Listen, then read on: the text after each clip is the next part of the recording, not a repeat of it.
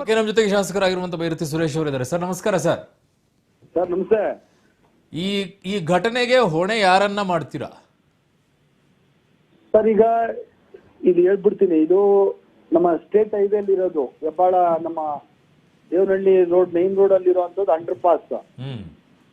ಈ under pass ಅಲ್ಲಿ ಏನೋ ರಾಡಿ ಇತ್ತು ಅಂತ ಹೇಳಿ ಮಗು ಮೇನ್ ರಸ್ತೆಯಲ್ಲಿ ನಡ್ಕೊಂಡು ಹೋಗಿದೆ ಅಂತ, ಅದರಲ್ಲಿ BBMP ಲಾರಿ ಹೊಡೆದಿದೆ ಅಂತ. ಇದನ್ನ ನಿರ್ವಹಣೆ ಮಾಡ್ತಾ ಇದ್ದವ್ರು ಯಾರು ಅಂದ್ರೆ ಅವ್ರ ಮೇಲೆ ಇವ್ರ ಮೇಲೆ ಅವರು ಪಾಸಿಂಗ್ ಬಕ್ಕಂತ ಮಾಡ್ತಾವ್ರೆ. ಹೈವೇ ಅವ್ರನ್ನ ಕೇಳಿದ್ರೆ ನಮ್ದಲ್ಲ, ನಾವು ಕಟ್ಟಿದೀವಿ ಅಷ್ಟೇ, ಬಟ್ ನಿರ್ವಹಣೆ ಮಾಡ್ತಾ ಇದ್ದಿದ್ದು ಮೇಜರ್ ರೋಡ್ಸ್ ಅವರು ಅಂತ ಅವ್ರ ಕ್ಲೇಮ್. ಆ ಮೇಜರ್ ರೋಡ್ಸ್ ಅವನ ಹೆಸರೇನು, ಯಾರೋ ಅಶೋಕ್ ಭಾಗ್ಯ ಅಂತ ಎಕ್ಸಿಕ್ಯೂಟಿವ್ ಇಂಜಿನಿಯರ್, ಅವನ್ ಕೆಳಗಡೆ ಬರ್ತದೆ ಅಂತ. ಈಗ ತಾನೇ ಕಮಿಷನರ್ ಮಾತಾಡಿದೀನಿ ಸರ್ ನಾನೀಗ.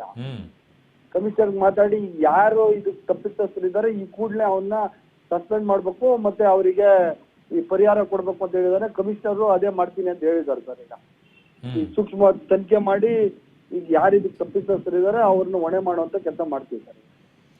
ಯಾವ ಕಾರಣಕ್ಕೂ ಕೂಡ ಅವರು ಮತ್ತೆ ಆ ಸ್ಥಾನಕ್ಕೆ ಅಥವಾ ಎಲ್ಲೋ ಬೇರೆ ಕಡೆಗೆ ಇನ್ಯಾವುದೋ ಸ್ಥಾನವನ್ನ ಅವ್ರು ತಗೊಳ್ಳಕೂಡದು ಸರ್. Exactly sir, exactly. ಅವ್ರಿಗೆ ಯಾವುದೇ ಕಾರಣಕ್ಕೂ ಕೂಡ ಈ ಕೆಲಸವನ್ನ ಮಾಡೋಕೆ ಯೋಗ್ಯರಲ್ಲ. ಅವರು ಸರ್ಕಾರಿ ಕೆಲಸದಲ್ಲಿ ಮುಂದುವರಿಯೋಕೆ ಅವ್ರು ಯೋಗ್ಯರಲ್ಲ. ಇಂಥವರಿಗೆ ಪಾಠ ಕಲಿಸ್ತಾ ಹೋದಾಗ್ಲೇನೆ ಜವಾಬ್ದಾರಿಗಳು ಏನು ಅನ್ನೋದು ಇವ್ರಿಗೆ ಅರಿವಿಗೆ ಬರುತ್ತೆ, ಇಲ್ಲಾಂದ್ರೆ ಬರಲ್ಲ ಸರ್. ಹೌದು, ನಿಜ ಸರ್, ನಿಜ ನಿಜ. ನಾನು ಇದ್ರ ಬಗ್ಗೆ ನನ್ಗೂ ಬಹಳ ಬೇಜಾರಿದೆ ಸರ್. ನನ್ಗೆ ನಾನೇ ಈಗ ಹೋಗ್ತಾ ಇದ್ದೀನಿ ಸರ್, ಯಲಹಂಕ ಹಾಸ್ಪಿಟ್ಲ್ಗೆ ಹೋಗಿ ಅಲ್ಲಿ ಇವತ್ರ ಹೋಗಿದ್ದೀನಿ. ಕಮಿಷನರ್ ಅವರು ಬರ್ತೀನಿ ಅಂತ ಹೇಳಿದ್ದಾರೆ.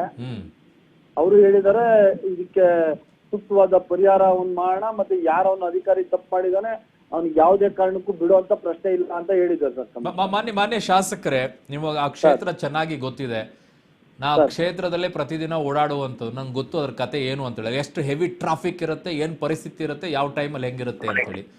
ಆ ಜನ ರಸ್ತೆ ದಾಟಬೇಕಾದ್ರೆ ಕೆಲವೊಂದು ಟೈಮಲ್ಲಿ ಜನನು ಹಾಗೆ ಮಾಡ್ತಾರೆ. ಅಲ್ಲಿ ಅಂಡರ್ ಪಾಸ್ ಇದ್ದಾಗಲೂ ಕೂಡ ಇವತ್ತು ನೀರಿತ್ತು ಅಂತ ಏನೋ ಸಮಸ್ಯೆ ಆಗಿದೆ, ಬಟ್ ಕೆಲವು ಸಂದರ್ಭದಲ್ಲಿ ಹಂಗೆ ರೋಡ್ ಕ್ರಾಸ್ ಮಾಡೋರು ಇದ್ದಾರೆ. ಅದನ್ನು ನೋಡಿದೀನಿ ನಾನು, ಅದು ತಪ್ಪಿದೆ ಜನರದ್ದು, ಇಲ್ಲ ಅನ್ನಲ್ಲ ನಾನು. ಬಟ್ ಅದಕ್ಕೊಂದು ಆಡ್ ಆನ್ ಸರ್, ಮಾನ್ಯ ಶಾಸಕರೇ, ಅದಕ್ಕೊಂದು ಆಡ್ ಆನ್, ಅಲ್ಲೊಂದು ಏನಾದ್ರೂ ಸ್ಕೈ ವಾಕ್ ತರ ಮಾಡ್ಬಿಡಿ ಸರ್ ಜನರಿಗೆ ಓಡಾಡಕ್ಕೆ. ಇಲ್ಲ ಸರ್, ಅದಕ್ಕೆ ನಾನು ಹೇಳಕ್ ಹೊರಟೆ ಸರ್. ಪಕ್ಕದಲ್ಲೇ ಒಂದು 100 ಮೀಟರ್ ದೂರದಲ್ಲೇ ಸ್ಕೈ ವಾಕ್ ಹೊಸದಾಗಿ ಮಾಡಿಸಿ 1 ವರ್ಷ ಆಯ್ತು ಸರ್, ವಿತ್ ಲಿಫ್ಟ್. ಅದನ್ನು ಉಪಯೋಗಿಸ್ತಾ ಇಲ್ಲ ಇವ್ರು BBMP ಅವರು.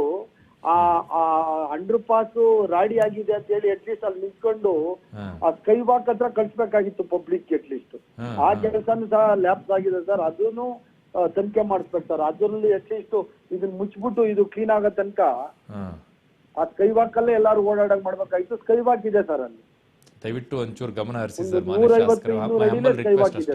ನಮ್ಮ ಹಂಗಮಾನ್ ರಿಕ್ವೆಸ್ಟ್ ಒಂಚೂರು ಗಮನ ಹರಿಸಿ. Thank you sir, thank you so much. ನಿಮ್ಮ ಹತ್ರ ಮನವಿ ಇಷ್ಟ ಇರೋದು ನನಗೆ, ಸಾಧ್ಯ ಆದ್ರೆ ಜನನೂ ಕೂಡ ಅಷ್ಟೇ, ನಾವು ವ್ಯವಸ್ಥೆ ಇಂಥವಾಗದೆಲ್ಲ ವ್ಯವಸ್ಥೆ ಮೇಲೆ ನಮ್ಮ ಕೋಪವನ್ನು ಹಾಕ್ತೀವಿ. ನಮ್ಮ ಜವಾಬ್ದಾರಿ ಅನ್ನೋಂಥದ್ದು ಜನನೂ ಕೂಡ ಅರ್ಥಕೊಳ್ಬೇಕಲ್ವಾ. ನಾನು ದಿನ ನೋಡ್ತೀನಿ ಆ ದೃಶ್ಯಗಳನ್ನ, ಅಲ್ಲಿ ಏನಾಗುತ್ತೆ ಅಂತ ಹೇಳಿ. ರಸ್ತೆಗಳನ್ನ ದಾಟ್ತಾರೆ, ಅಂಡರ್ ಪಾಸ್ ಇದೆ, ಈಗ ಅವ್ರು ಹೇಳ್ತಾರೆ ಸ್ಕೈ ವಾಕ್ ಇದೆ ಅಂತ ಹೇಳಿ. ಎಲ್ಲ ಇದ್ದಾಗಲೂ ಕೂಡ ರಸ್ತೆ ದಾಟಕ್ಕೆ ಹೋಗ್ತಾರೆ ಹಲವು ಭಾಗಗಳಲ್ಲಿ. ಯಾಕೆ? ಏನಾದರೂ ಆದಾಗ ಮತ್ತೆ ನಾವು ವ್ಯವಸ್ಥೆ ಮೇಲೆ ಹೇಳ್ತೀವಿ. ನಮ್ಮ ಜವಾಬ್ದಾರಿನೂ ಅಷ್ಟೇ ಇದೆ ಜನರದ್ದು, ರಸ್ತೆ ದಾಟುವಂತ ವಿಚಾರದಲ್ಲಿ ಬಹಳ ದೊಡ್ಡ ಜವಾಬ್ದಾರಿ ಜನರದ್ದು.